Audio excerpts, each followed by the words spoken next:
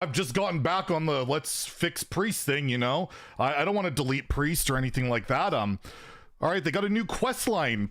Play some cards. I mean, that seems fine and all. And I mean, what could the reward possibly be for this quest line? It couldn't possibly be anything too bad or anything like that. Destroyed the...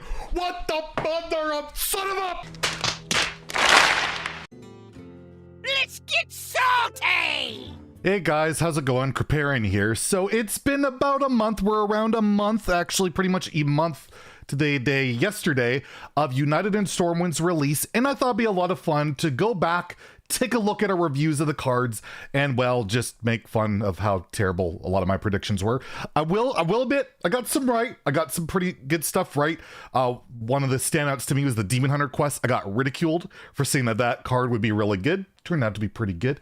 But overall, I made some big whiffs, and I thought it'd be a lot of fun to take a look at that. And before we get into it, just a friendly reminder, we're closing in on 35,000 subscribers. If you feel I've earned your subscription, I would really appreciate it if you hit that sub button. We're getting really close, and it would just be an amazing milestone to achieve. So let's get into it. Let's take a look at some of my absolute worst predictions from United in Stormwind. What better way to start with, well, the broken quest. So we'll start with the Mage one, and let's see what I have to say. Quests are back. We have quests, but they're different. They're like two-step quests. Three-step. Sorcerer's Moron. This That's is the Mage one. Can't get it You have right. to cast a fire, Unbelievable. frost, and arcane spell, and your reward is to draw a spell. Not exactly phenomenal, but there's another part to the quest. Yep. After you cast another fire, another frost, and arcane spell, you discover one of them. You discover another spell. And lastly, after you cast a fire, frost, and arcane spell, your reward is Arcanist Dawn Grasp. Basically, every time you complete one of these quests, you get an upgraded mercenary. So you get upgraded Arcanist Dawn Grasp for Mage. You get an upgraded Scabs for Rogue. And oh my god, Nova's gonna have a fit.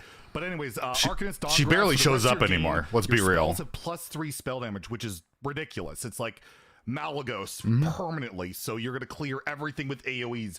You use a ruined orb to kill your opponent. You can do ridiculous stuff.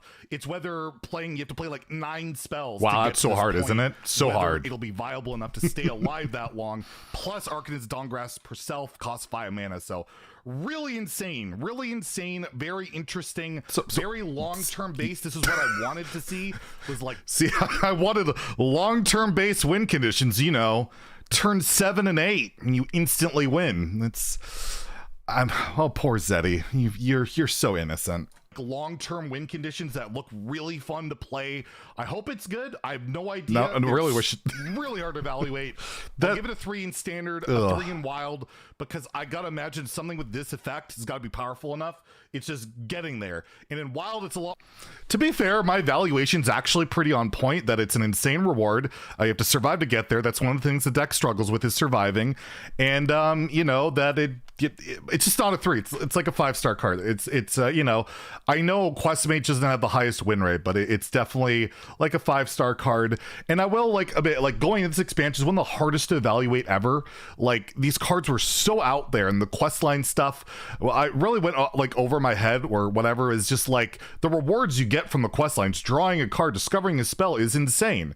Like, you're gaining an advantage with the quest where that's never happened before. So I think that kind of went over my head evaluating a lot of these. And yeah, this card's just ridiculous. I think it's a 5-star. I don't think I was horrendously off with the prediction, but I just think it's funny to think that I thought this would be a long-term win condition when basically it wins the game by turn 7, 8, and 9. Pretty much, you're rarely hitting 10, because the second this is online, your opponent's gonna die really quickly. So next, we have the Demonseed, and I'm sure I'll get this one 100% correct. On the Demonseed, it takes 6 damage on your turns.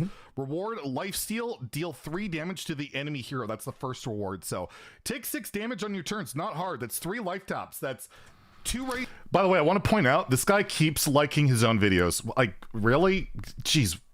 Dislike for that one. Deads. In wild, we know with Dark Lair how powerful that is, so would you want this in there? I don't know. Let's take a look at the second part. Basically, the first step, you got to deal 6 to yourself, second 7, third 8, and then after that you get the upgraded Tamsman, which will then turn all of your self-damaging effects to face damage effect. Your Flame Imp will go face on your opponent. All of your self-damaging stuff goes face, so all of a sudden you can start putting on ridiculous damage to your opponent. Again, you have to take a lot of damage to make this work, but with Warlock's healing and the new neutral healing, it's probably viable. And then you have to use more self-damaging stuff after to make the reward worth it. Seems kind of clunky, but who knows? Really clunky. Really crazy. I'll give it a 3 in standard, a 2 in wild, because I mean, you get Dark Lair, Reno, all this other crazy stuff, but absolutely incredible. And wait, did I just say Reno? I mean, you got Dark Lair, Reno, all this. You have Reno. Yeah, no, this card Hall of Fame to Reno from Wild. So I will admit this, I recorded this the second the reveal went live. You know, it's YouTube, you got to get your views in right away. And I didn't realize fatigue would count when I reviewed this. I still thought it would be good enough to see play. If I realized that fatigue factored into it, I probably would have evaluated it a little bit differently, but you know, it is what it is. I tried a different review approach by going quicker. You guys seem to like it, and I'll probably do it again going forward, but I'm going to make a lot more mistakes. And yeah, obviously this is a 5-star card in standard wild. It's absolutely ridiculous. It's not clunky at all. You literally throw it into any deck and complete it. It's just like, and with all the healing going on, it's just ridiculous. This card's 5 stars. Again, I wasn't horrendously off on this one, but 2 in wild, I was going to say wasn't going to be a meta player. It literally is the meta. So yeah, just a little bit off on that one, you big goof. Okay, let's take a look at the priest quest, because this is like the most infamous and just embarrassing. Let's just get it over with. Look at what it is. So first, it's the priest quest line. Seek guidance. It's a obviously 1 mana quest line, and the quest line requires you to play a 2, 3, and 4 cost card. So just play on curve, and then your reward is you discover a card from your deck. You do this again.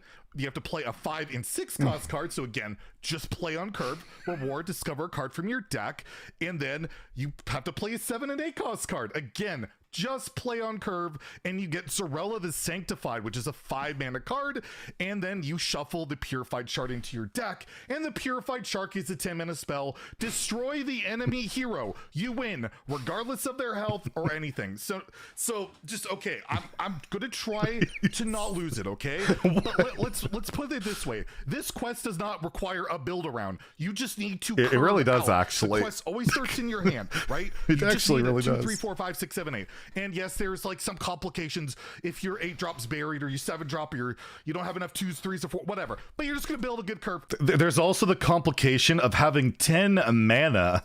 Whatever. And then you get Zorella. You play it, and then you shuffle this shard, and you have cards like the new Shadow Visions that just tutors it out. You can get it. Or any of your, you know, you have your cards that discover spells in your deck if you restored health that turn or whatever. And when's the last time that card saw play? You're going to be able to find that card reasonably well. So the idea is, well, then you can kill a priest, but I guess it did nerf the healing of priests recently, so they can die a little bit more, but now they don't really need to even worry about infinite generation if they're just going to win the game immediately with this 10 cost spell. And what counterplay do we have to this spell in the game?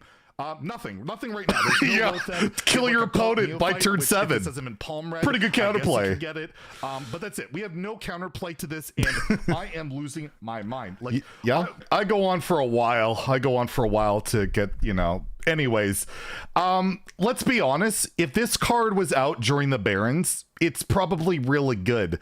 The games went a lot longer. There wasn't insane ways to kill your opponent. This was like one of the first cards revealed before all the stuff went really crazy. By the end, when I had my like top cards of the expansion, I didn't even have it on the list because I'm like, this is going to be way too slow.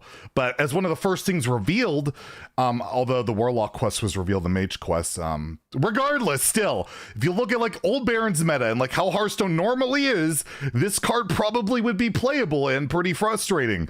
But when you're dead by turn 7 and 8, pretty much every single game ever, this card's useless. And I've been watching Theo play some Quest Priest on Legend Ladder, and I believe every single game he's won, he's only put the shard into his deck once and he's never played it. So yeah, absolute bust. I believe I give it a 5. I go on for way too long. We can't watch that long, but yeah, I kind of got this one just a little bit wrong. Next, we have a neutral legendary that, well, I thought was going to be really good, like really good. Next, we have a ridiculous legendary minion that doesn't look ridiculous when you look at it first.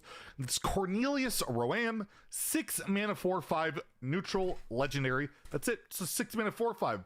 But at the start and end of each player's turn, draw a card. So when you drop this, it immediately draws you a card. When your opponent's turn begins, you draw another card. If they don't kill it, you draw another card. Your turn starts, you draw a card, and this is a card draw machine. This thing has to be killed. It has to be. It's a 6-mana 4/5 with taunt, It's which 6 mana. immediately draws you 2 cards. How is that not insane?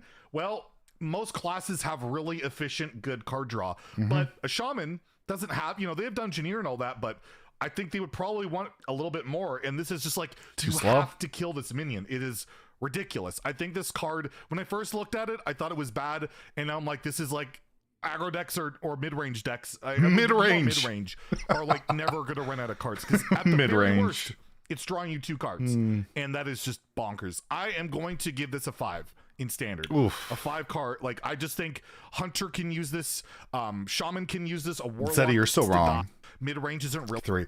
So yeah, again, it's crazy. Like again, this is like prior meta Barons. This card's insane, and like Rush Warrior, probably like a mid-range Shaman, whatever. Like all that stuff, but that's gone.